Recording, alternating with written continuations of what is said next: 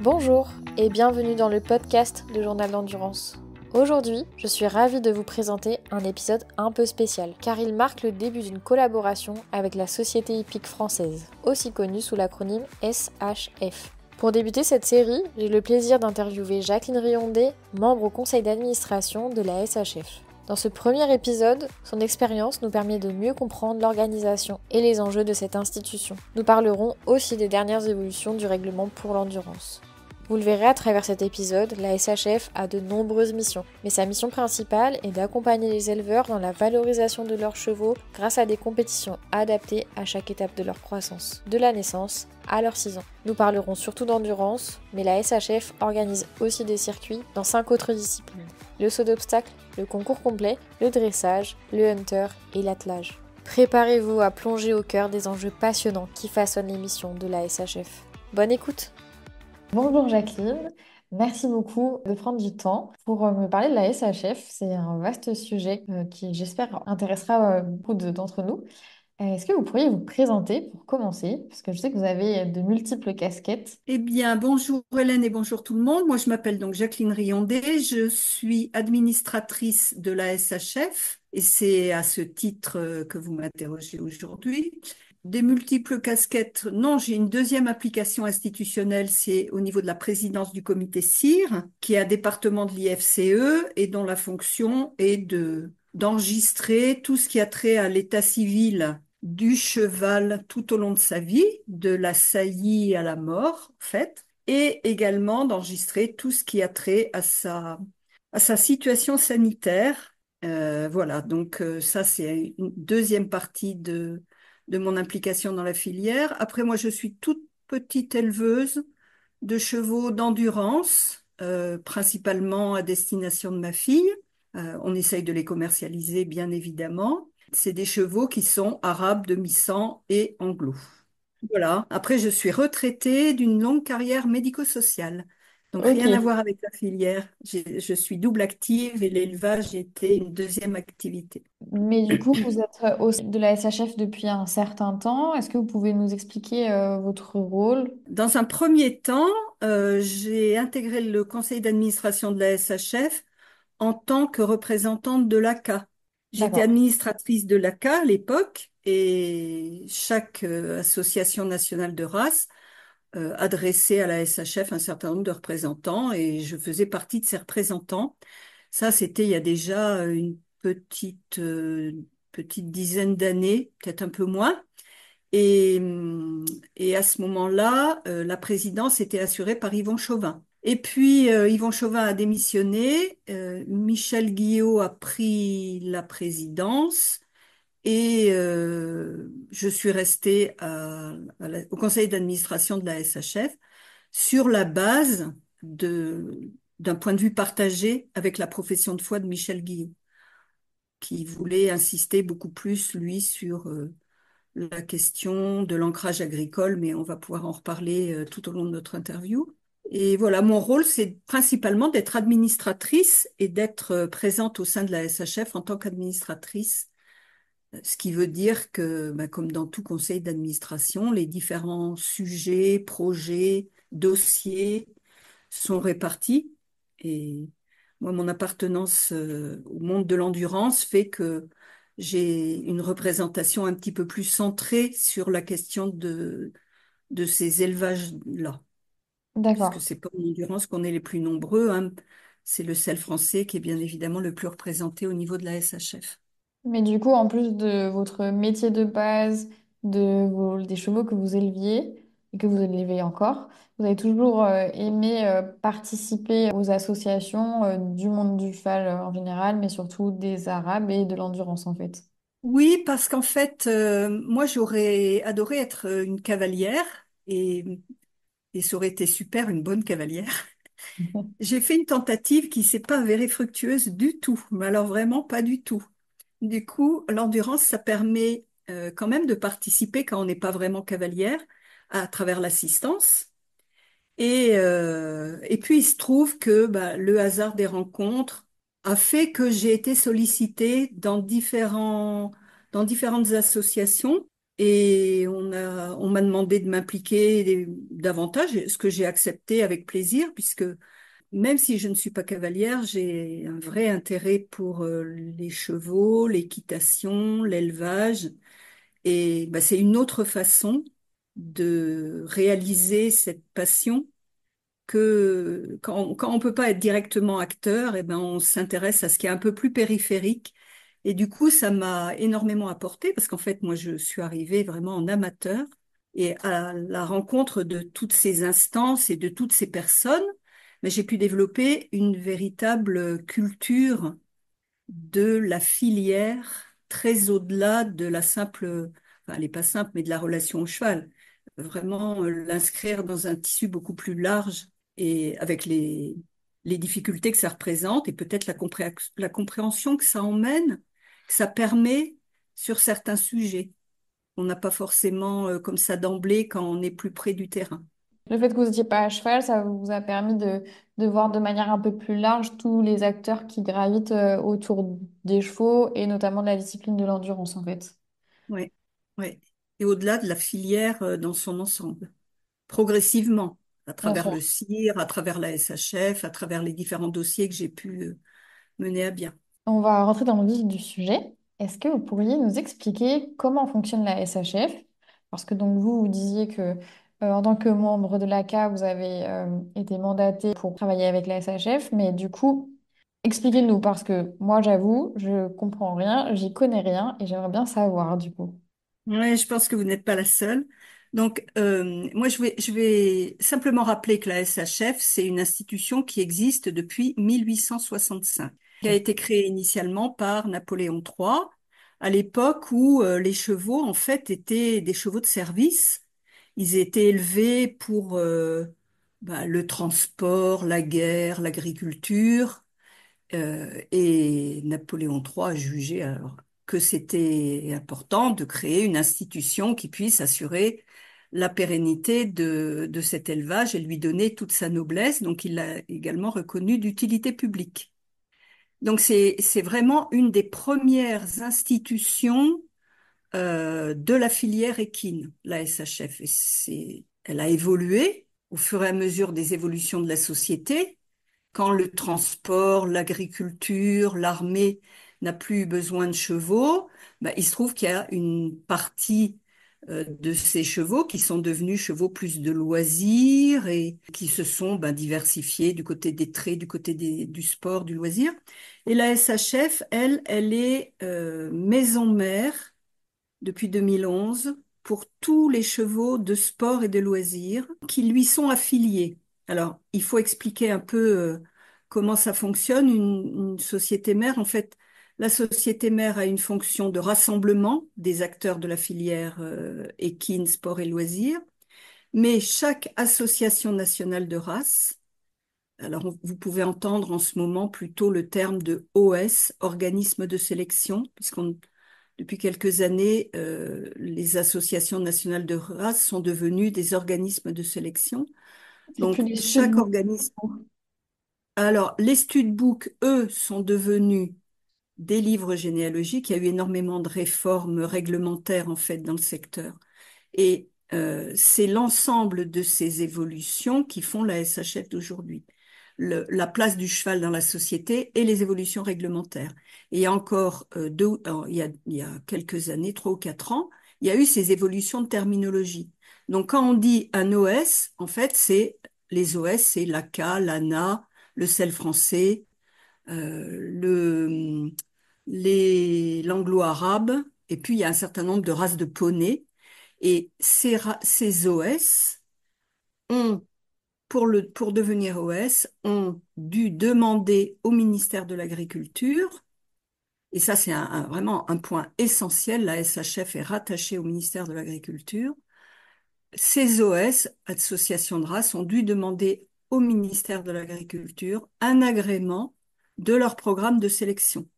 Le programme de sélection, c'est l'ensemble des actions qui permet à cette association de dire, dans ma race, voilà quels sont, voilà les moyens que je mets en œuvre pour déterminer quels sont les meilleurs chevaux au plan génétique et au plan de la fonctionnalité en fonction des disciplines auxquelles on se réfère. Et le ministère donc a étudié en support avec l'IFCE ces différents programmes de sélection et leur ont donné un agrément ministériel. À partir de là, ils deviennent organismes de sélection et ils peuvent faire la démarche de s'affilier à la SHF, qui, elle, a obtenu un agrément pour gérer tout ce qui s'appelle le contrôle de performance. Du coup, euh, pour récapituler ce que moi j'ai compris, c'est-à-dire qu'une OS comme l'ACA ou l'ANA ou peu importe, c'est pas juste des gens qui se sont dit ah on aime ces chevaux-là, ils sont tous comment dire, ils s'appellent tous anglo-arabes ou tous arabes, peu importe. C'est vraiment une association qui va mettre en œuvre un certain nombre de choses pour améliorer la génétique et les performances de cette race-là. C'est pas, voilà, c'est pas juste des gens qui se réunissent en fait. Alors, C'est... il peut y avoir les deux. Il peut y avoir au sein d'un OS la partie sélection, et là, Mhm. c'est très cadré par les textes réglementaires, et il Ouais, peut y avoir à côté de ça la partie plus festive ou plus amicale, où on bien se sûr. réunit pour faire des choses un peu festives autour de la race. À l'ACA, par exemple, ça existe beaucoup. Il y a une partie beaucoup plus festive et une partie très sélective. Et donc, une fois qu'elles sont affiliées à la SHF, donc à ce jour, on a 4 races de chevaux de sport, donc les 4 que je vous ai cités, anglo, haka, selle français, dressage. Ces 4 races, plus 12 races de poneys, ont fait la démarche de s'affilier à la SHF pour pouvoir bénéficier du contrôle de performance. Donc le contrôle de performance, c'est l'ensemble des dispositifs qui permet de remplir les missions que les différents OS se sont engagés à remplir auprès du ministère, qui sont des missions de sélection génétique, principalement génétique. L'idée étant d'améliorer la race et de permettre aux éleveurs, et c'est là où on revient à la question de l'ancrage agricole, de permettre aux éleveurs de vraiment euh,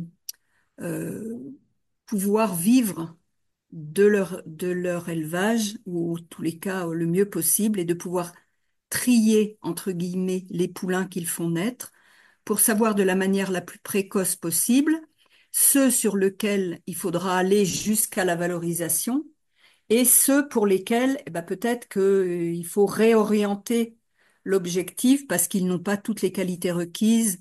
Et donc, l'idée, c'est de ne pas perdre trop d'argent sur les chevaux qui ne peuvent pas satisfaire aux exigences de sélection. Donc, la SHF a récupéré toutes ces affiliations et elle a obtenu du même ministère de l'Agriculture un- une autorisation de gérer ce contrôle de performance, d'enregistrer le contrôle de performance et de le gérer. Et donc, ce qu'il faut bien comprendre, c'est que la SHF, elle est au service des OS. La SHF, elle n'existe pas et elle tourne pas en rond sur elle-même. Elle est vraiment au service des organismes de sélection et des éleveurs. Dans cet accompagnement d'une production agricole. Les éleveurs, alors du côté, là, on est on est centré sur la discipline de l'endurance à travers les différents entretiens que vous pouvez avoir avec les acteurs, mais ce qu'il faut bien repérer, c'est que la SHF, elle est soumise aux mêmes réglementations que l'ensemble des éleveurs, qu'ils soient bovins, porcins, caprins, ovins. C'est exactement les mêmes textes et c'est les mêmes demandes du ministère à l'égard de ces éleveurs. Donc, on part d'une production et on est censé aller jusqu'à la transformation pour proposer un produit fini. Donc, le champ de la production, il s'applique sur les 0,3 ans. On analyse et le contrôle de performance à ce moment-là, il a pour objectif d'aider les éleveurs à mieux comprendre, évaluer les productions de leurs étalons et poulinières pour pouvoir, de la manière la plus précoce possible, voir ce qu'on envoie en transformation ou pas. Donc chaque OS, c'est ça le programme de sélection, chaque OS travaille sur les critères morphologiques ou d'allure ou d'autres critères qui peuvent exister en fonction des différents OS et forme des juges qui évaluent à travers des concours d'élevage les chevaux de 0 à 3 ans et donnent ainsi aux éleveurs des indications sur les productions et sur les croisements qu'ils ont opérés. Alors, c'est évidemment pas une science exacte, Bien mais sûr. ça donne quand même des tendances qui sont parfois pas faciles à entendre pour les éleveurs parce que on est nombreux, les éleveurs, à regarder les poulains avec les yeux du cœur et on est tellement attaché à eux et on s'en occupe tellement que c'est parfois difficile d'accepter l'idée que tel poulain, bah oui, il a un défaut que nous, on n'a pas vu, mais qu'un juge extérieur est formé, est capable de repérer, et que peut-être ce croisement-là, mais il faut pas trop insister, ou il faut peut-être se dire qu'on adore ce poulain, mais que ça sera pas le crack qu'on imagine qu'il pourrait être. Voilà, c'est un rôle extrêmement délicat et fin, en fait, le rôle du jugement, mais qui a un impact important, puisqu'il peut orienter un éleveur vers d'autres choix, et en même temps, il est individuellement intéressant, mais il est aussi collectivement intéressant, puisqu'il permet à la race de s'améliorer. Alors, de s'améliorer, ça veut dire quoi? Ben, soit s'adapter aux exigences actuelles. On voit bien en endurance comment les choses ont évolué, par exemple, hein, entre Mm. l'endurance d'il y a 40 ans et l'endurance d'aujourd'hui. Donc on voit bien qu'il y a des évolutions et toute la question c'est de pas céder trop aux sirènes de la médiatisation et du commerce, mais en même temps il faut que les éleveurs vivent. Et pour qu'ils vivent, il faut qu'ils soient placés sur les créneaux susceptibles de les aider à valoriser leur activité. Donc ça c'est pour la part production. Mhm. Et puis ça touche les chevaux de 0 à 3 ans, mais ça touche aussi le choix des reproducteurs. C'est-à-dire qu'il y a ces concours d'élevage pour les poulains, et puis on a les sélections d'étalons. Alors, sélection plus ou moins poussée, ça dépend des OS, hein. Il y a des OS qui font vraiment de la sélection d'étalons, d'autres qui font simplement de la recommandation. Ça dépend aussi du cadre juridique dans lequel ils évoluent. Et puis, on a une sélection sur les poulinières. Et la SHF gère la caractérisation des poulinières à travers ce qu'on appelle la prime PASS, c'est la prime d'amélioration compétition équestre. Et chaque poulinière, dans la mesure où l'OS est rattaché à la SHF, peut bénéficier d'un indice. Et cet indice va lui permettre d'attester d'une qualité reproductrice aussi bien qui est basé, les indices, ils sont basés aussi bien sur la performance propre de la poulinière, si elle a une carrière sportive avant d'être poulinière, mais aussi sur les performances de sa production.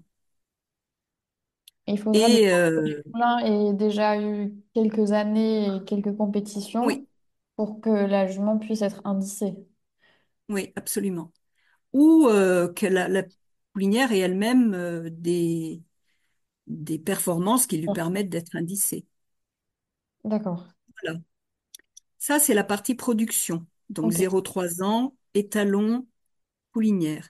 Tout ça s'organise avec en parallèle, on a un système de formation de juges qui sont à même ensuite de donner leur point de vue éclairé.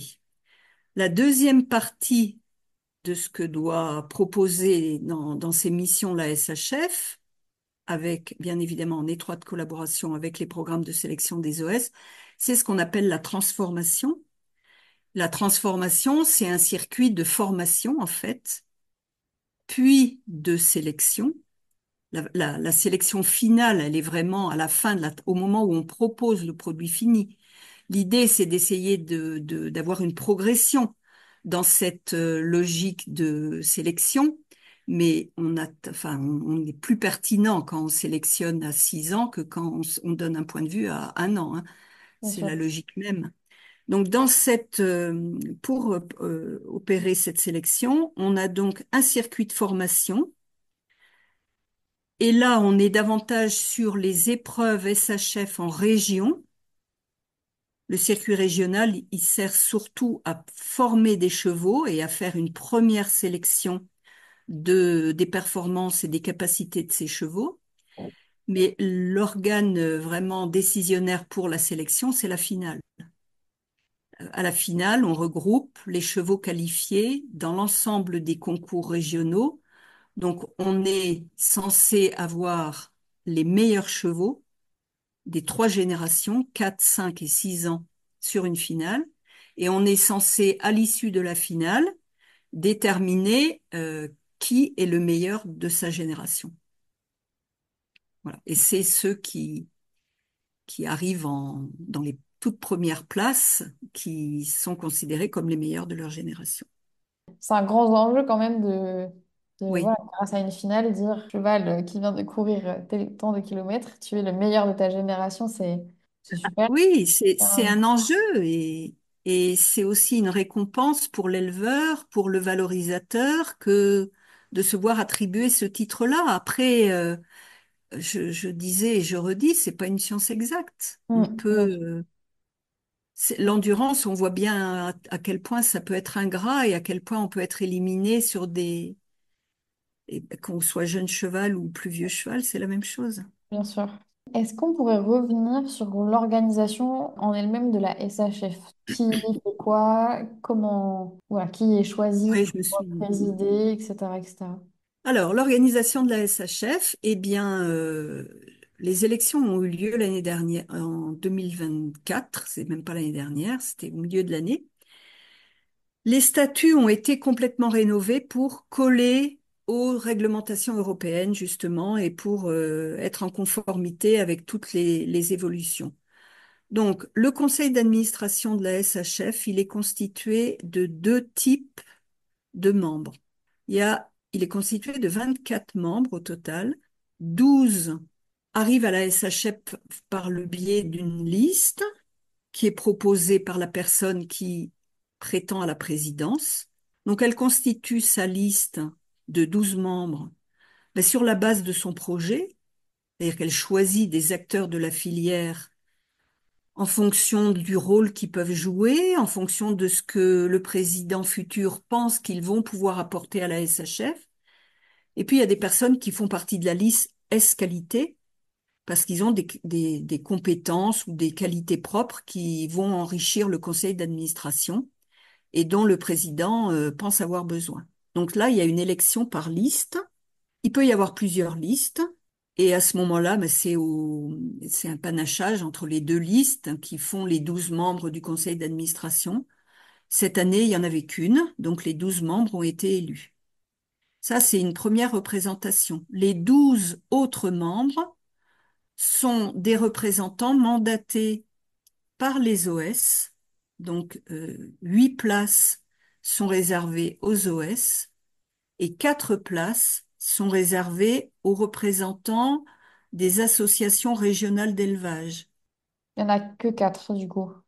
Il y a 12 régions et Oui, 4 représentants de région. Donc, les présidents de région organisent entre eux une élection et mandatent au CA leurs 4 représentants d'accord, sur des critères qui leur paraissent les plus judicieux, hein. bien sûr. Évidemment, le nombre de naissances sur une région est un critère important, mais l'idée, c'est aussi de représenter des bassins d'élevage un peu différents, que tout ne soit pas absorbé par le sel français, par exemple, ou les grosses régions d'élevage sel français. Et puis, sur la disponibilité des présidents, parce que c'est du temps d'être administrateur et Bien quand on sûr. est à la fois en région et au niveau national, c'est un double temps et il faut des gens qui soient partants pour consacrer ce temps-là bénévolement. Et qui sont les gens qui votent, du coup, pour cette présidence et cette liste, en fait? Enfin, moi, par exemple, je pourrais voter, ou il faut être Si vous... éleveur. Non, non, il suffit que vous soyez adhérent à la SHF. D'accord, C'est une association loi 1901, donc tous les adhérents à jour de leur cotisation peuvent voter et il n'y a pas d'obligation d'être un éleveur ou même un acteur, il faut avoir un intérêt pour la filière. Ok. On peut ne pas être cavalier, ne pas être éleveur, mais s'intéresser à la SH, à la filière équine ou à l'élevage équin. Et du coup, on peut adhérer et du coup, on devient électeur et potentiellement éligible si le président pense que la candidature peut être intéressante. Donc, président de la SHF et tous les éleveurs et représentants régionaux qui, on va dire, président à la SHF. Et ensuite, il y a des commissions par discipline, si j'ai bien compris. Est-ce que vous pourriez nous expliquer qui sont les acteurs des commissions, enfin, qui sont élus pour ces commissions et comment ils sont élus? En fait, il y a 6 sports qui sont rattachés à ces différents OS que constitue la SHF. Il y a le CSO, il y a le complet, il y a le dressage, il y a l'endurance, l'attelage et le hunter. Et à partir de 4 ans, pour ce qui est le temps de transformation du produit poulain au cheval fini de sport, eh bien, il y a des circuits qui sont mis en place pour ces 6 disciplines. Et les commissions, il y a une commission par discipline. Donc, il y en a une en endurance, mais il y en a aussi une pour chacune des 5 autres disciplines. Le président de cette commission est nommé par le président de la SHF. C'est une désignation, il n'y a pas d'élection. Le président choisit la personne en fonction de ce qu'il a vu ou de ce qu'il a entendu ou des recommandations qui lui sont faites. Et une fois que le président a fait ce choix, il le propose au conseil d'administration qui le valide. Alors, ça peut paraître lourd, mais c'est vraiment parce que le président de la commission, il va être en charge de tout le contrôle de performance 4-6 ans, et c'est un rôle essentiel. Et le président nommé par le président de la SHF, lui, il choisit les membres de sa commission en essayant de respecter une représentation de l'ensemble des acteurs de la discipline.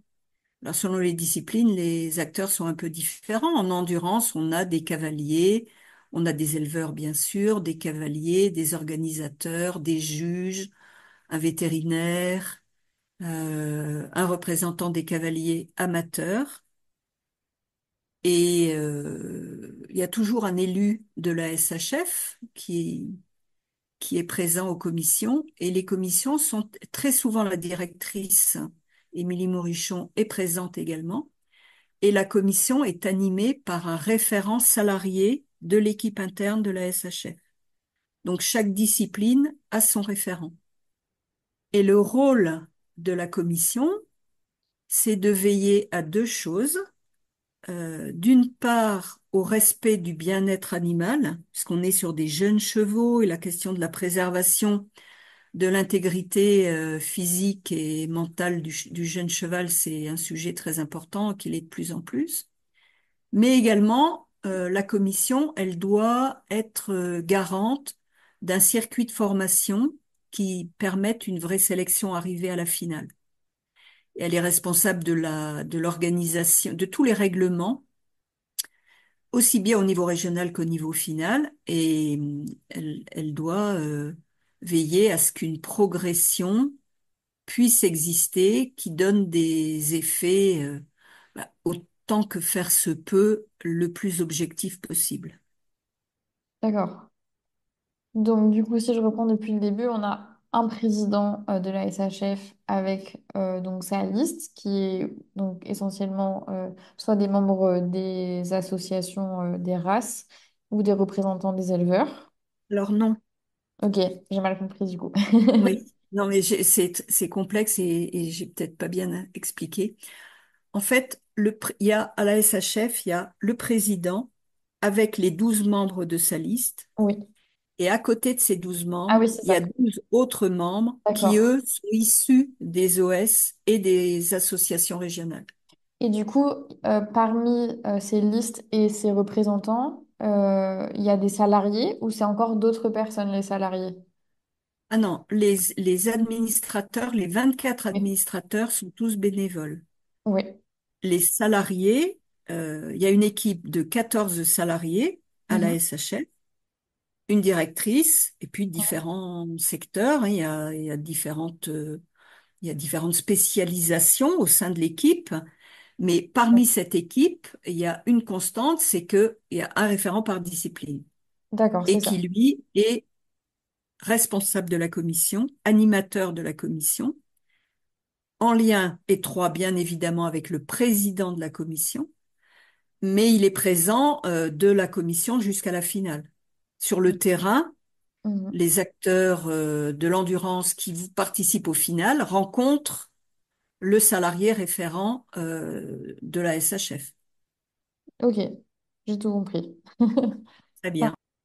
Et donc, du coup, cette commission, quelle que soit la discipline, se rencontre un certain nombre de fois par an euh, pour débattre sur la réglementation, sur les améliorations à avoir, toujours dans ce but de former les chevaux du mieux possible et être un soutien pour les éleveurs, en fait. Alors oui, dans la réunion de la commission, ça dépend. Il y a des années qui sont plus importantes que d'autres.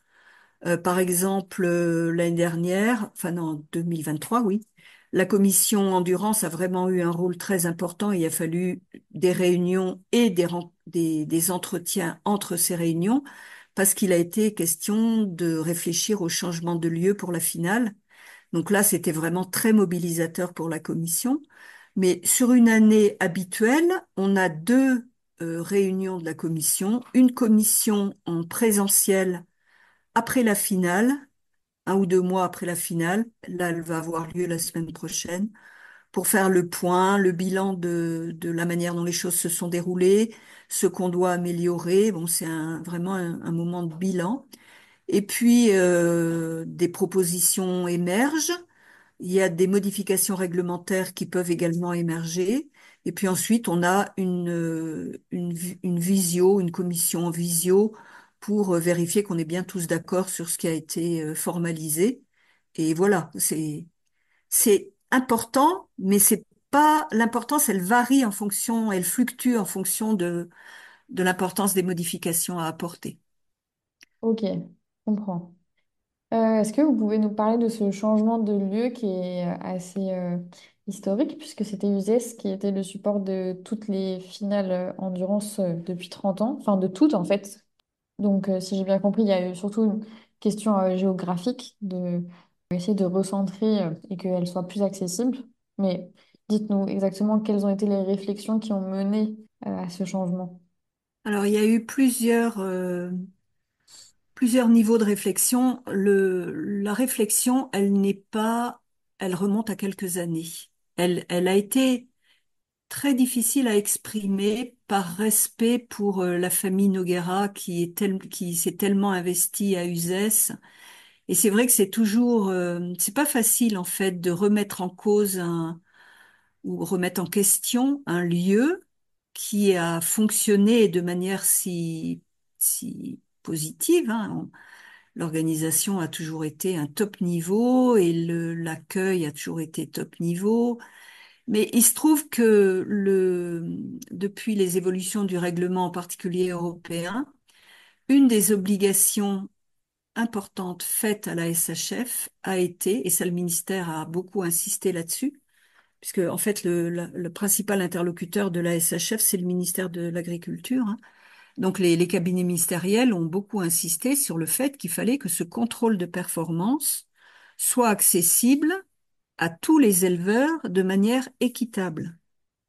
Et c'est cette notion d'équité qui fait que, eh ben, en 2023, la SHF a pensé qu'il fallait mettre le problème sur la table et qu'il fallait réfléchir à un changement. Et on voyait bien que les zones d'élevage, alors le sud de la France, c'est un bassin exceptionnel d'élevage d'endurance, on est d'accord, hein. Sûr. Par contre, au fil des années, on voit quand même des régions émergentes. La Bretagne produit de très très bons chevaux, ce qui était moins le cas avant. Il y a des très bons chevaux qui naissent aussi dans le nord, dans l'est. Et la notion les éleveurs bretons, ils nous disaient clairement, mais moi, j'emmène pas un jeune cheval faire une course, parce que ça reste quand même une course importante, après avoir dû subir 8 ou 10 heures de transport. Mon cheval, il n'arrivera pas dans des conditions justes par rapport aux chevaux qui habitent à 100 ou 200 kilomètres d'Uzès. Donc, cette finale devenait un peu une finale des éleveurs du Sud, même si certains faisaient l'effort, mais c'était pas un accès équitable. Donc, on a recherché ce qui pouvait être un lieu mieux adapté. Et le deuxième point, c'était aussi la qualité des sols d'Uzès qui peuvent être parfois très durs et qui permettaient pas de développer des épreuves qui montent en sélection tout en préservant le jeune cheval. Pour monter en sélection, il fallait augmenter la distance et il fallait respecter la vitesse, puisque la vitesse, c'est là où le cheval s'abîme, mais il fallait pouvoir augmenter la distance tout en proposant des sols qui soient à peu près pas les mêmes que partout, mais en tous les cas moins spécifiques. Les chevaux élevés sur des sols durs, ils ont moins de mal à se qualifier sur des sols durs que des chevaux élevés sur des sols souples qui découvrent le sol dur sur des... Donc voilà, il y avait aussi cette notion de est-ce qu'on va au bout de ce qu'on peut proposer en termes de sélection?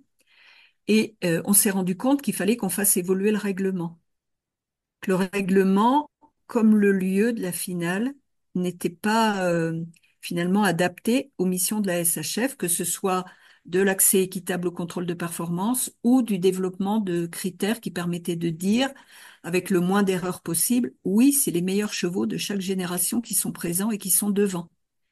Alors, ce règlement, pour évoluer, il a fallu intégrer un nouveau format de course qui est la vitesse régulée, qui lui permet... D'abord, il fallait simplifier parce que c'était devenu une usine à gaz, hein. Les différents points, les labels, etc. C'était très compliqué, personne n'y comprenait rien.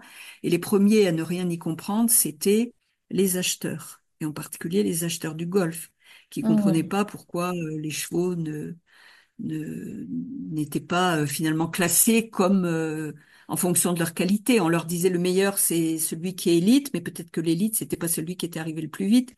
Donc il fallait simplifier aussi cet élément-là. Et puis dernier point, mais ça n'a rien à voir avec le lieu ni avec la sélection, il fallait intégrer de manière formelle des, un recueil de données zootechniques. Et dans ce recueil de données zootechniques, il faut, pour que le ministère continue à délivrer les enveloppes qu'il délivre pour qu'on paye les encouragements aux éleveurs, il fallait qu'on atteste que non seulement dans la discipline, le cheval était performant, mais qu'également dans la morphologie, dans ce qui fait partie de l'appréciation des 0-3 ans, dans le modèle et dans les allures, ils correspondent aussi à des points de référence objectifs. Donc, on a dû intégrer en même temps, et le changement de finale, ça a été compliqué pour ces trois raisons. Le changement de lieu, il n'y a pas eu que le changement de lieu. Il y a eu le changement de lieu, ça n'a pas été facile. Le changement de règlement, ça n'a pas été facile parce que des changements de règlement, il y en a un peu tous les ans. Et le fait d'avoir intégré en schéma de course la vitesse régulée, c'est pas quelque chose de très connu comme format encore. C'est pas très répandu. On connaît les imposés, les libres, mais la régulée, c'est vraiment le format de la sélection. Donc, on a intégré ces éléments-là avec des augmentations de vitesse. Et puis, on a intégré les données zootechniques. Et je pense qu'autour de la notion de finale, il y a quelque chose d'une complexité qui s'est développée et qui fait que tout a été un peu tendu en 2024. Ça fait beaucoup de changements d'un coup, peut-être. Ça fait beaucoup de changements. Il y a des changements. Puis je pense que c'était tellement inimaginable presque de changer de lieu et de faire enfin, de blesser les gens qui avaient organisé jusqu'alors si bien que certainement ça n'a pas été très adroit dans tous les domaines. Et je pense que on aurait pu faire mieux, mais on devait le faire. Mais on aurait pu faire mieux sans doute. Hmm. Est-ce que J'en ça répond à votre question, l'histoire du changement de lieu? Tout à fait. C'était assez, entre guillemets, particulier parce qu'en fait, On n'appelait même plus la finale, on l'appelait USES. Et j'ai Oui, souvenir, moi, d'avoir en parlant de Linière, de la finale de Linière, avoir dit USES en me disant non, en fait, c'est pas USES. on est nombreux et nous aussi, hein. Voilà. Nous aussi, on dit user. En fait, trois gros changements qui ont eu lieu. C'est ce changement de lieu, le changement en vitesse régulée et l'intégration du modèle et allure. Une note de modèles et allures. Ok, C'est les trois gros changements. ok, Pour la note de modèles et allures, il y a des juges qui sont venus à Linière, qui ont passé en revue sur le modèle l'ensemble des chevaux du cycle classique, 5 et 6 ans, et qui ont également observé sur une portion dédiée du circuit, sur l'hippodrome, sur environ 500 mètres de l'hippodrome, avec un passage obligatoire pour tous les cavaliers au galop. Les juges ont également apporté une note de galop, et la note de modèle plus la note de galop a contribué au classement final. Ça vient modifier, alors vraiment de manière complètement marginale, hein. bien Je pense sûr. que ça n'a pas modifié le classement des premiers. Il n'y a pas eu d'impact sur les classements des premiers.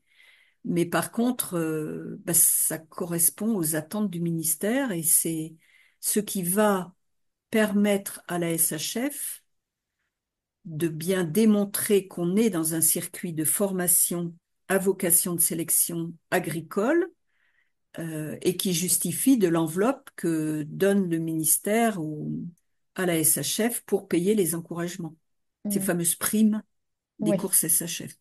c'est ce que vous me disiez, c'est que en fait, ce ne sont pas des dotations, mais des primes d'encouragement qui permettent de soutenir les éleveurs dans leur travail d'amélioration de la race, en fait. Sur le papier, c'est exactement ça. Ça encourage les bons choix, ça encourage les bonnes formations, puisque là, sur le 4-6 ans, on est déjà, il n'y a pas que le choix génétique, Bien sûr. il y a la génétique, l'épigénétique, l'entraînement, il y a tout un tas de facteurs qui progressivement deviennent de plus en plus importants, mais ça encourage l'éleveur qui fait les bons choix. Sur le papier, dans la réalité, les encouragements sont modestes, Bien ils sûr. sont pas significatifs et à part bah, les premiers du championnat, c'est-à-dire ceux qui sont élites, excellents et très bons, les primes sont plus significatives, mais sur le circuit régional, elles sont peu significatives. D'accord. Du coup, de ce que j'avais entendu de Grégoire Tilquin, qui est donc le président de la commission, Hmm. il disait que les années précédentes, il y avait beaucoup de chevaux élites, beaucoup de chevaux avec mention, et que maintenant, c'était différent et que ça permettait vraiment d'avoir moins de chevaux élites, mais de les avoir plus distingués, quoi. C'est exactement ça, c'est-à-dire qu'on avait des critères, c'est les critères qui permettaient d'atteindre les labels étaient trop simples à atteindre, en fait. Et on a connu des années où il y avait 70 élites, enfin, et c'était énorme. Hmm. Et du coup, la notion de sélection, bien évidemment, elle disparaît. Dans les autres disciplines, il y a seulement trois, sur une classe d'âge, on a, je sais plus, c'est trois ou cinq élites, point à la ligne, alors qu'en c'est le français, on est 10 fois nos effectifs à nous. Parce que les critères qui permettaient de déterminer quels étaient les bons, bah c'est est-ce que la barre elle tombe, est-ce que le cheval il est en refus et est-ce que le temps est respecté. Mais chez nous, un cheval qui finit, c'est un cheval qui finit. Une fois qu'on a baissé le temps de récupération cardiaque au point où on l'avait baissé, qu'on a augmenté les vitesses sur le dernier kilomètre pour être sûr qu'il finissait pas au pas et que la récupération cardiaque voulait dire un peu quelque chose, qu'on ait mis en place des distances qui soient compatibles avec le cheval et le terrain, ben, on se retrouvait effectivement avec une sélection qui était beaucoup trop lâche, beaucoup trop élastique et qui laissait passer beaucoup trop de... On n'avait plus cette notion de les meilleurs d'une génération. Donc, c'est ce qui explique qu'on a changé le format, En vitesse ce qui régulée. explique qu'on a augmenté les distances et ce qui explique qu'on a choisi un format qui veut maintenant que les premiers arrivés, donc les plus rapides sur la piste et les plus rapides à rentrer au vette, puisque la vitesse régulée, Hmm. c'est ça, tout en respectant la barre de la vitesse maximale autorisée. Mais c'est ceux-là qui vont être Alors ça peut être les 10, 10, 10, mais comme cette année on a eu que près de 200, 160 partants, on a décidé que ça serait 3, 3 et 3 pour que la sélection soit bonne. Donc les trois premiers étaient élites, les trois suivants étaient excellents, les trois suivants étaient très bons et les autres étaient qualifiés. Hmm. On pourra sans doute encore affiner le système, mais c'est plus lisible pour les acheteurs éventuels, quels qu'ils soient, un système où le premier arrivé est élite. C'est plus lisible que, un système complexe de points qui pouvait être un peu difficile à assimiler quand on n'était pas vraiment baigné dans l'organisation de l'endurance à la française. Ok, je comprends. Donc du coup, il y a ce classement sur la piste grâce aux vitesses régulées et ce petit point en plus du jugement du modèle et allure en fait, mais qui ne Oui. modifie pas, pas beaucoup en tout cas, le classement sur la piste. Il n'a pas d'incidence majeure, mais on pourrait imaginer que deux chevaux qui arrivent premier et deuxième dans une poignée de secondes, Mm. si le deuxième qui arrivait peut-être 30 secondes après le premier a un meilleur modèle morphologique par rapport aux attentes et une classe de galop mieux notée que le premier, eh bien, au final, ce soit lui le premier Mm. et que le D'accord. premier sur la piste devienne deuxième. Mais ça n'est pas arrivé et je pense que ça arrivera vraiment très rarement. Mais il Mm. n'empêche que c'est un élément, c'est comme, alors c'est pas tout à fait, on peut pas dire que ce soit apprécié ni par les éleveurs, ni par les cavaliers, hein. Mm. C'est difficile à comprendre, d'autant plus que ça arrive dans une période un peu de réduction de distribution des encouragements. Donc c'est compliqué, mais en même temps, on n'a pas le choix. Si on n'a pas ces éléments-là, on devient une course classique, sportive, classique. En fait, il y a plus de différence avec ce qu'organise la Fédé. Bien sûr. Et la spécificité de la SHF, c'est quand même de répondre aux attentes agricoles. Qui sont les gens qui établissent ces critères de sélection en fait sur ce jugement modèle et allure? Alors, il y a deux types de jugements. Il y a celui des 0-3 ans. Là, c'est Ouais. vraiment les OS qui proposent les critères et les grilles de jugement. Et puis, on a à la finale, on est plus sur une notion de pointage qui se rapproche là aussi des évaluations agricoles dans les secteurs ovins, bovins, etc. Et les juges qui ont jugé les chevaux au modèle sont des juges selles français, enfin des juges SHF, chevaux de sport, qui sont pas spécifiques AK ou ANA, qui sont vraiment des chevaux, des juges cheval de sport, et qui, eux, ont une manière d'approcher le jugement qui s'approche davantage du pointage.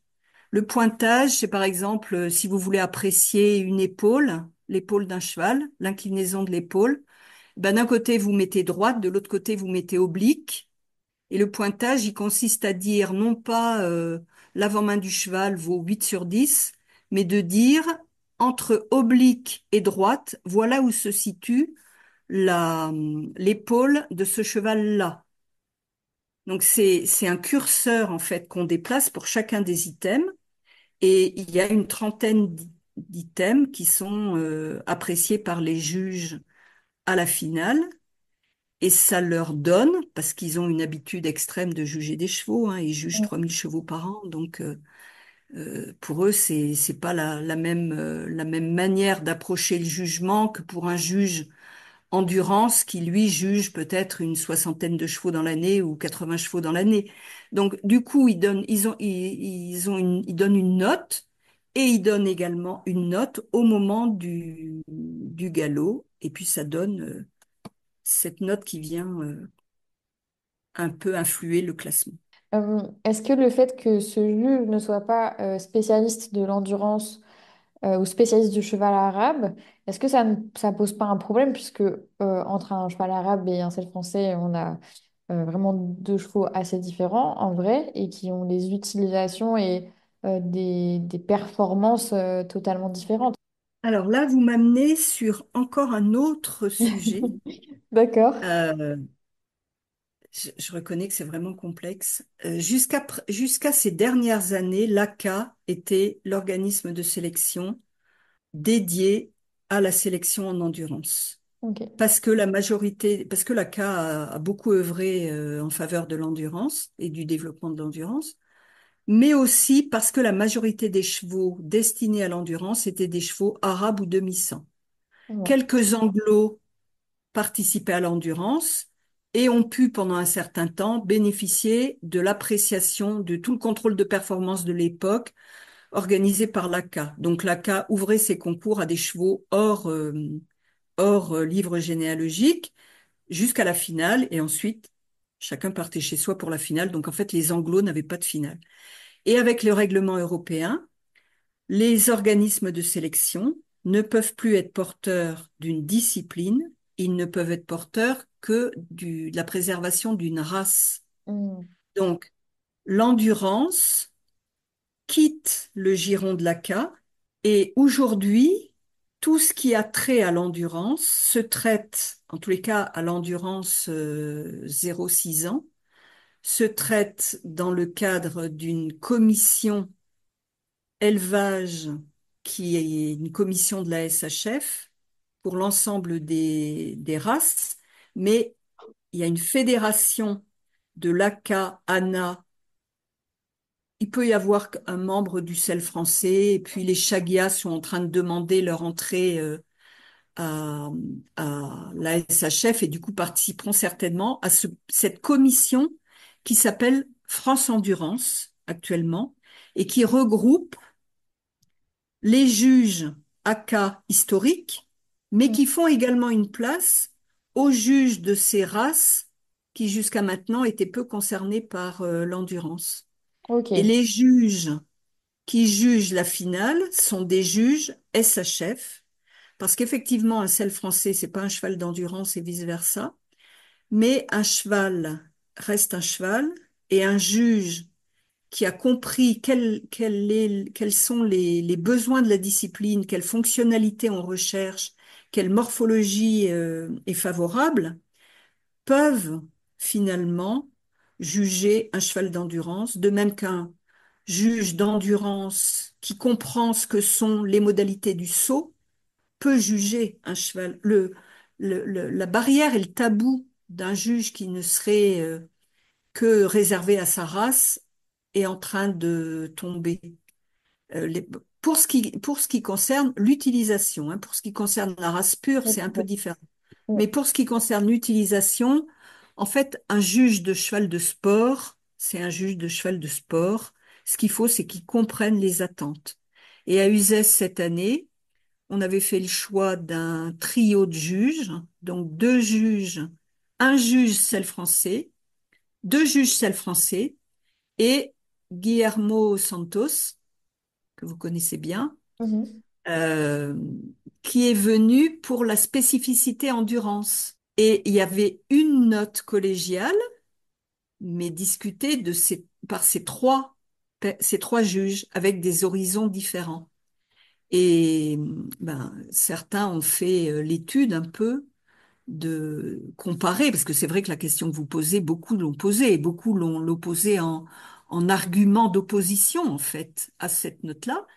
Et en regardant certains chevaux au modèle et aux allures, il n'y a pas de contradiction entre le regard d'un professionnel aguerri et la note posée par le corps de juge, les trois juges.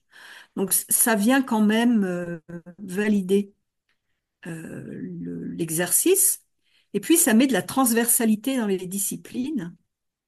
Et je pense que l'endurance qui traverse des moments pas simples Hmm.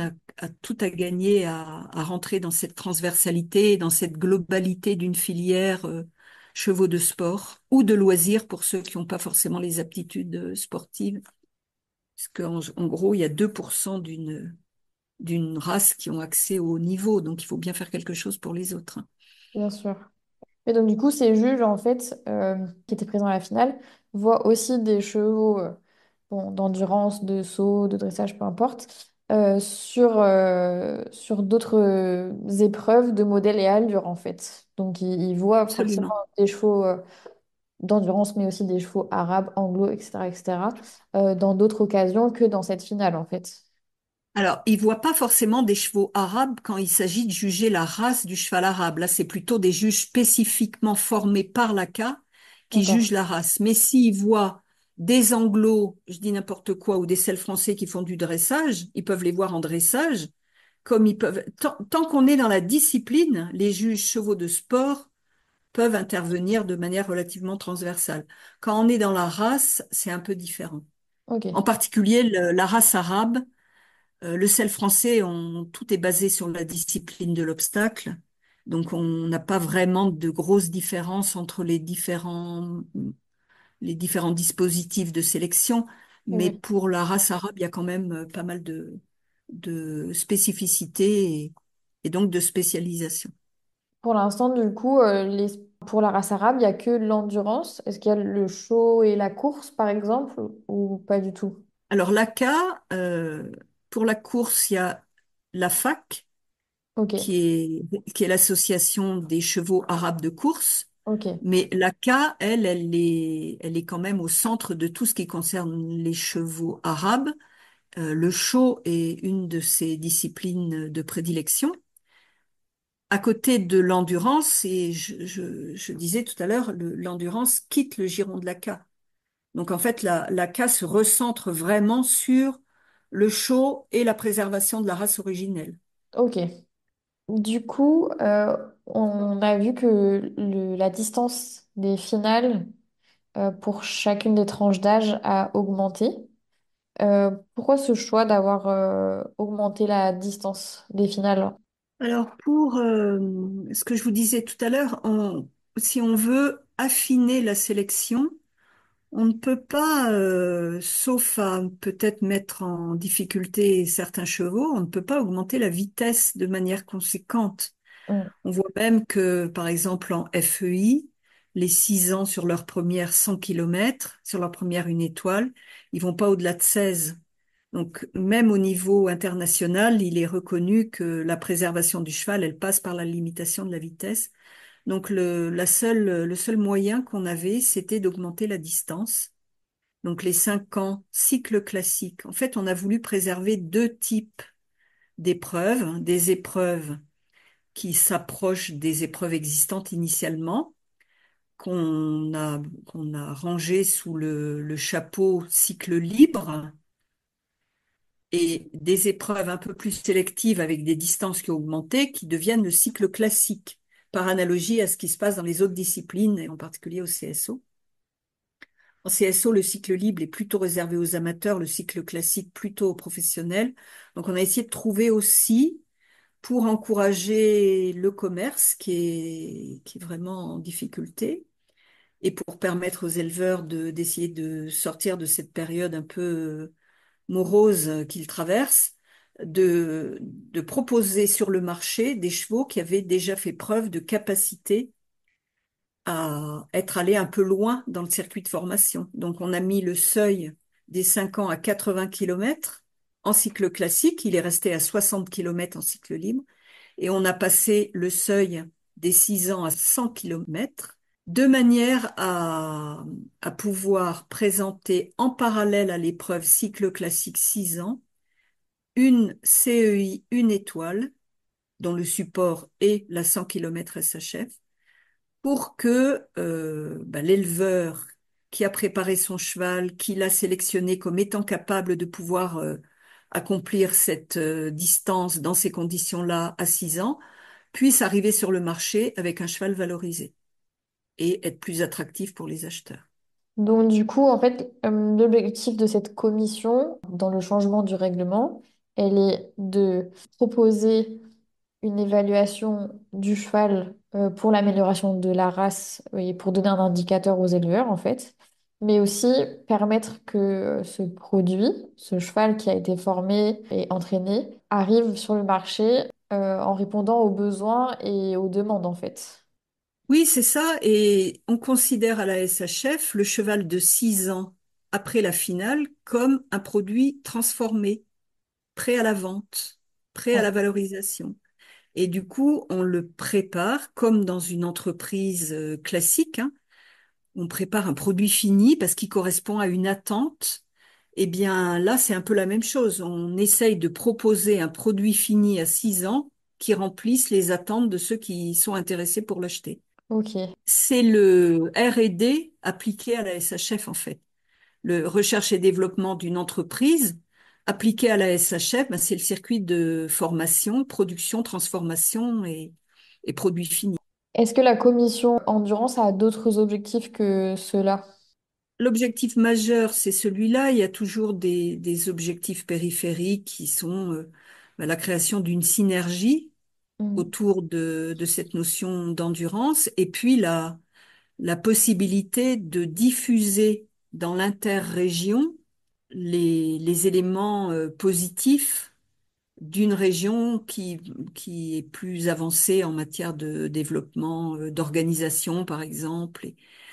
Mais la commission, elle reste vraiment centrée sur la création des conditions de la réussite du circuit. Et son rôle, c'est vraiment ça, c'est mettre toutes ces intelligences individuelles au service de cet objectif de valorisation du cheval d'endurance et de la filière endurance dans sa globalité. Comment ça se passe quand il y a un changement de règlement? Qui c'est qui propose l'idée? Est-ce que c'est voté? Comment est-ce que ça devient officiel? Est-ce que vous pourriez expliquer rapidement? Alors, souvent, au sein de la commission, une personne émet une idée et elle est débattue, alors de manière plus ou moins passionnelle, selon le niveau du changement, mais elle est débattue, c'est toujours très intéressant parce que chacun amène ses éléments. Et puis, il y a un consensus qui se fait et la référente de l'équipe interne de la SHF traduit dans des termes de règlement la proposition qui a été proposée et validée de manière consensuelle par la commission. Et si l'écriture convient, ben, ça devient un élément du règlement. La commission n'a pas de pouvoir décisionnaire. Elle est consultative et elle est force de proposition. Et c'est le conseil d'administration qui va valider, in fine, le règlement dans la forme qu'aura proposé la référente de la discipline au sein de l'équipe. Et après, ce changement, il peut arriver à tout moment ou c'est tous les ans? Alors la fédération publie, la Fédé publie ses changements de règlement au 1er septembre. Nous, c'est en année civile. Donc les règlements majeurs paraissent sur le règlement de l'année civile à venir, 2025. Là, on va préparer les changements 2025. Mais si en cours d'année, on s'aperçoit qu'il y a des erreurs ou un manque des choses qui sont pas assez précises, qui sont pas comprises de manière suffisamment précise, on peut rajouter quelque chose et à ce moment-là, c'est la commission qui en a la responsabilité. On ne repasse pas par la validation du CA. Ok, je comprends.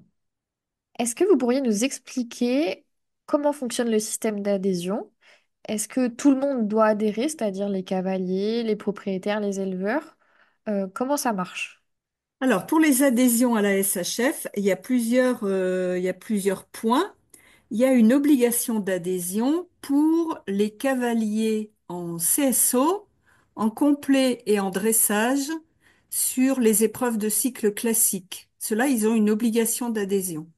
Par contre, pour l'endurance, puisque c'est le secteur qui nous intéresse, il n'y a aucune obligation d'adhésion. Ça n'a pas toujours été le cas, mais depuis le règlement européen de 2018, l'accès au contrôle de performance ne doit pas dépendre d'une adhésion. Donc du coup, on participe aux épreuves 0, 3 ou 4, 6, indépendamment de toute adhésion. Ça, c'est un premier point.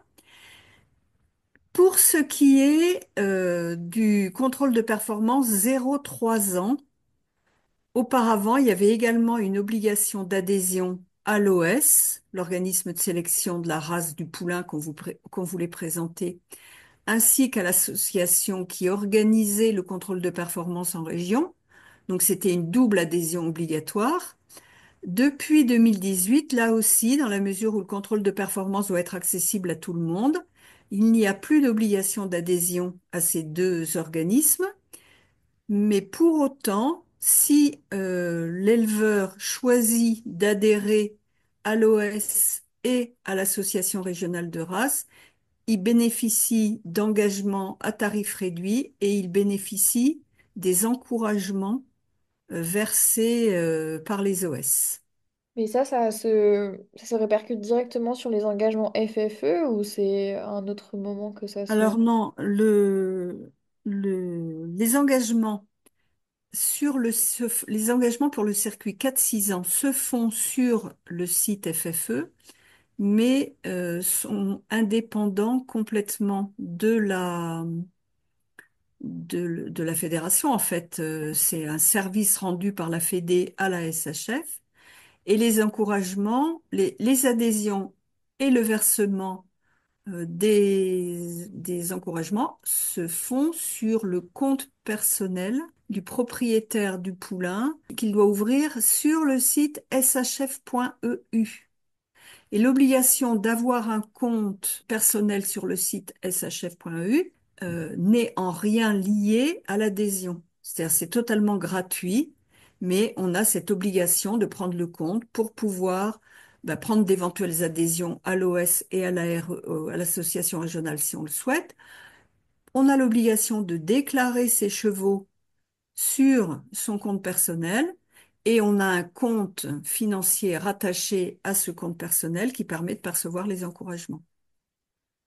Ok. Et l'adhésion aux OS se fait uniquement via le site de la SHF en fait. Oui, sur une page spécifique, un onglet spécifique qui s'appelle Mes adhésions. Et on choisit l'OS auquel on veut adhérer, l'association régionale à laquelle on souhaite adhérer. Alors, Ok. j'ai dit tout à l'heure que l'adhésion à la SHF n'était pas obligatoire. Pour autant, bien évidemment, je vais pas vous dire le contraire, elle est encouragée. Elle est encouragée pour deux choses. D'abord parce que c'est le moyen de participer activement au projet, au développement, à la vie de la société mère SHF. Et elle est encouragée également parce que ça permet l'accès aux personnes adhérentes à un certain nombre de services, dont la SHF vidéo qui filme les épreuves, certaines épreuves soit sur les 4-6 ans, soit sur les modèles et allures, et qui sont ensuite à disposition des adhérents, soit de bénéficier du SHF Market, qui est un site sur lequel on peut enregistrer et proposer les chevaux à la vente avec les publicités qu'on souhaite y ajouter, hein, les descriptions qu'on souhaite y ajouter, les photos, les vidéos. Donc ça, c'est des services réservés aux adhérents. Super. Est-ce qu'il y a un autre sujet que vous voudriez aborder?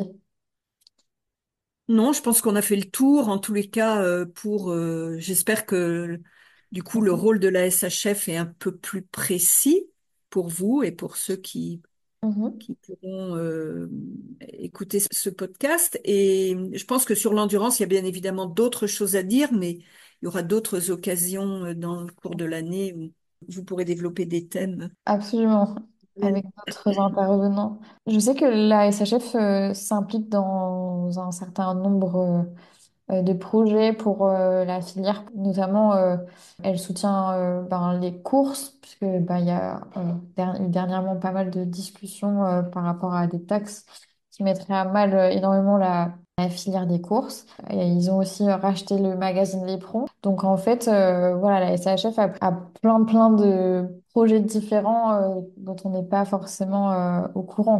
Oui, alors, l'histoire des courses, en fait, il faut savoir que une partie, enfin, le financement des encouragements provient de ce qui s'appelle le fonds éperon. Le fonds éperon, c'est une instance qui dispose d'un budget qui vient des courses.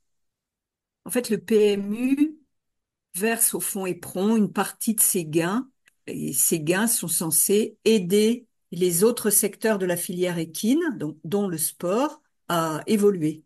Et si la taxation des courses est, est en augmentation, les recettes seront en diminution.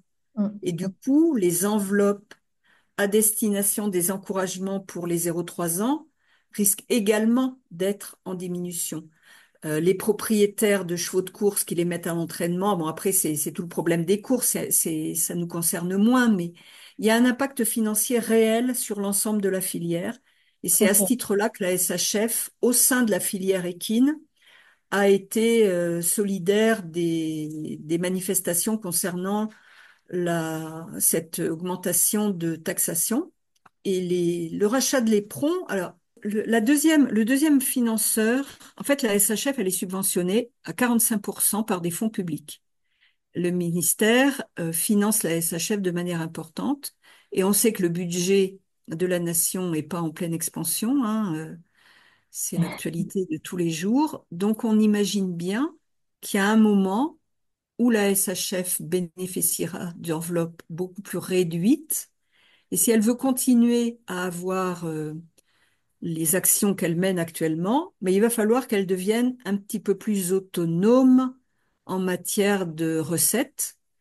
Et le rachat de l'éperon fait partie à la fois de la volonté de préserver un monument entre guillemets patrimonial, hein. L'éperon, c'est quand même pas rien dans le secteur du cheval, mais également de trouver des recettes par le biais d'un fonds de dotation dont le montage juridique est complexe et je pense que les auditeurs sont pas fanats de ce genre de choses, mais l'idée, c'est quand même de pouvoir garder un niveau d'implication financière et économique qui soit le même.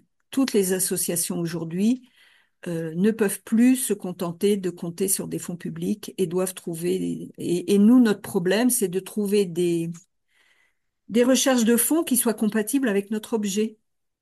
Et donc de relancer toute la partie élevage dans les prongs, avoir à la fois un journal papier, mais également un site web d'information aux éleveurs. Et voilà. C'est un projet ambitieux. Ouais. Mais voilà, après une grosse action de la SHF aussi dans un secteur qui concerne directement les éleveurs, c'est sa prise de position sur la réduction de la TVA, puisque l'enseignement est passé à 5,5, mais nous on est toujours à 20%. Et dans tous ces chevaux qui ne sont pas forcément commercialisables en haut niveau ou à destination de l'étranger, ben, le poids de la TVA est important. Et si la TVA, comme pour tout le secteur agricole, une vache, un mouton, un cochon, une chèvre, ça se vend pas à 20%, mais à 5,5.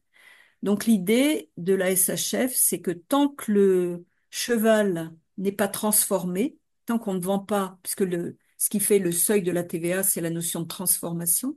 C'est Ok. pour ça que cette notion de cheval fini à 6 ans et de produit transformé à 6 ans est importante.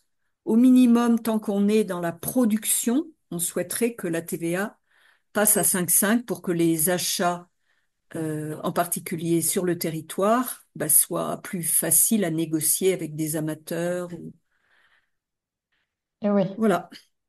Ok. C'est aussi un des éléments qui encourage, enfin qui amène la SHF à vraiment vouloir encourager la professionnalisation des éleveurs.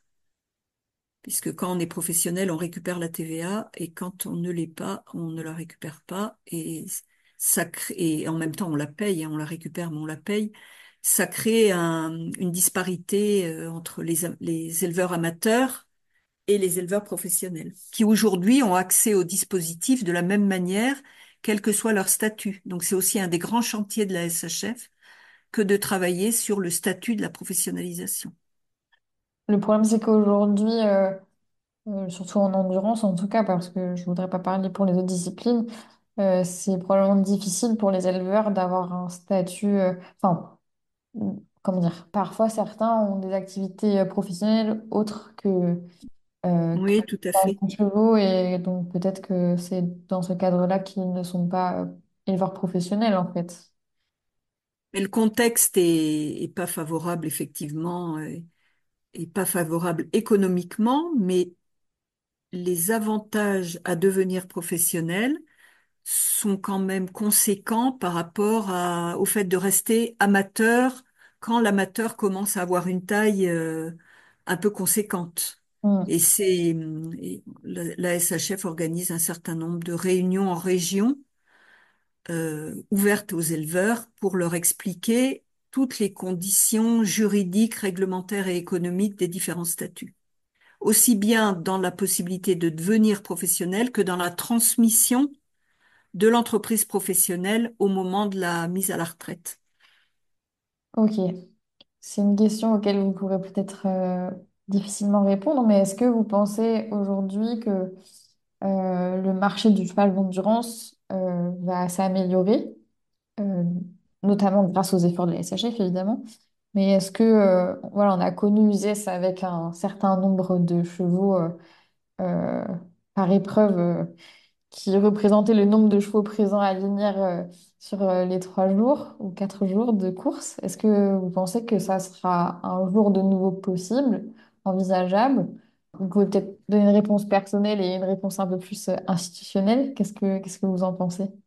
Alors, moi, franchement, c'est une question extrêmement difficile, hein. À titre personnel, ben, on peut faire des rêves, on peut imaginer tout ce qu'on veut, on peut imaginer que ça va repartir, que tout le monde va être content. Je sais pas, je serais plutôt du côté d'une réponse institutionnelle, c'est-à-dire que pour vendre, il faut produire de la qualité et les chevaux de qualité se vendent. Après, on ne retrouvera jamais ce qu'on a connu à Uzès, qui était quand même une forme de... Et Uzès y était pour rien, hein, mais c'était l'époque, une forme d'aberration, de cette montée en puissance d'achat. C'était vraiment une vitrine commerciale, en fait, Uzès, à ce moment-là, beaucoup plus qu'un endroit de sélection. Et il suffisait... on ne savait pas pourquoi on vendait un cheval. On pouvait y aller avec un cheval moyen auquel on croyait modérément, et Mm, on le vendait et on savait pas pourquoi l'année suivante où on arrivait avec un cheval qui nous paraissait très bon, ben on le vendait aussi et au même prix et pourquoi un amateur qui n'avait qu'un cheval qui venait là et qui par hasard se retrouvait vendre son cheval parce que les propositions étaient mirobolantes. Après, je pense qu'il y a eu du côté des acheteurs une prise de conscience aussi du rapport qualité-coût mm, et qu'il y a mm, eu moins d'engouement et moins d'achats systématiques dans ce cadre-là, avec des recherches de qualification plus importantes, de manière à être sûr que le potentiel du cheval soit bon, parce que je pense que sur le nombre des chevaux achetés, il y a eu un certain nombre de déceptions, parce que comme la finale n'était pas sélective, mm, il y avait pas de qualité assurée sur l'ensemble des chevaux présents, et peut-être qu'on paye aussi les conséquences de cette période qui était une période irréelle. mm, mm, Et je suis même pas sûre que ça soit une bonne chose que cette période revienne, parce qu'elle a sans doute amené des éleveurs à penser que tout était possible et à produire des installations qui aujourd'hui leur pèsent mm, économiquement, moralement et dont ils savent pas trop quoi faire. Et je pense que le climat qu'on traverse, il est aussi une des conséquences de cette situation aberrante qu'on a connue il y a quelques années. Et oui, on a cru que tout était possible, que l'Eldorado était là, mais la réalité a rattrapé les éleveurs et c'est dommage. Enfin, vraiment, c'est triste. Et tout ce que la SHF peut faire pour éviter ce genre de situation, euh, la sélection, c'est vraiment ça. C'est-à-dire, aujourd'hui, pour vendre et pour vendre un prix, parce qu'on peut vendre, mais on vend à perte. Et une mm, entreprise qui vend à perte, elle vend pas longtemps.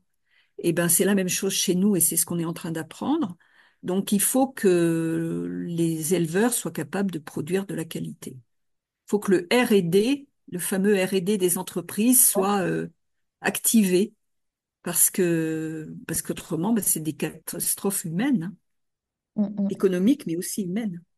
Bien sûr. Je sais que vous avez une réunion prochainement pour parler de Linière, je suppose, de la dernière Il y a une finale. commission qui va se réunir, oui. Est-ce que vous auriez un petit retour à faire par rapport à comment s'est déroulée cette première finale à Linière, qui a l'air d'avoir été plutôt une réussite? Est-ce qu'il y a des choses, déjà des axes d'amélioration qui sont en discussion? Alors, on a eu une finale, oui, qui était positive, qui a été appréciée par la très grande majorité des participants, hein. Les retours sont très bons. Le site est parfaitement adapté. La météo ne nous a pas aidés, des pluies diluviennes. Et puis, c'est une première implantation dans une région où certains chemins agricoles n'avaient pas été entretenus depuis longtemps, qui l'ont été un peu en catastrophe parce que les décisions se sont prises un peu tardivement, donc tout a été préparé de manière un peu rapide.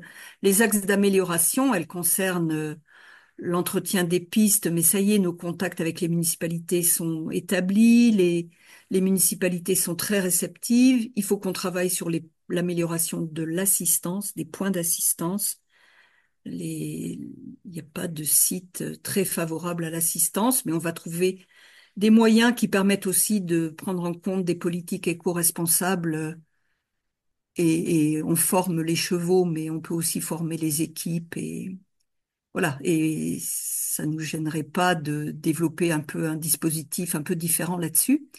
Mais je suis sûre que de la commission qui aura lieu la semaine prochaine, des tas d'idées vont naître parce que c'est vraiment une commission de passionnés et de gens qui connaissent bien le secteur, Parfait. sous la présidence de Grégoire qui est extrêmement investi dans tout ça. Super. Est-ce que vous voudriez rajouter quelque chose après tout ça? En Non, je pense qu'on a fait le tour. tout cas, merci beaucoup d'avoir pris ce Avec temps. plaisir. Merci à vous. Merci pour l'engagement que vous avez dans un certain nombre d'instituts, que ce soit la SHF pour le CIR ou d'autres choses. Donc voilà, merci beaucoup en tout cas. Merci à vous. À bientôt. À bientôt. Et voilà, vous êtes arrivés à la fin de cet épisode. J'espère que ces explications vous auront aidé à mieux comprendre le soutien que propose la SHF aux éleveurs, mais aussi à toute la filière. Si vous nous écoutez sur YouTube ou Spotify, vous avez la possibilité de laisser un commentaire. Alors n'hésitez pas à nous dire ce que vous avez pensé de cet épisode. Cet épisode de podcast est le dernier de l'année 2024 et je suis vraiment heureuse de l'avoir enregistré avec Jacqueline Riondé parce que ça m'a permis de comprendre plus globalement la filière et d'ajouter de nombreux questionnements sur ces acteurs qui feront bien sûr l'objet de nombreux autres podcasts en 2025. Quoi qu'il arrive, je vous dis à très bientôt dans un prochain épisode de podcast ou sur une course d'endurance.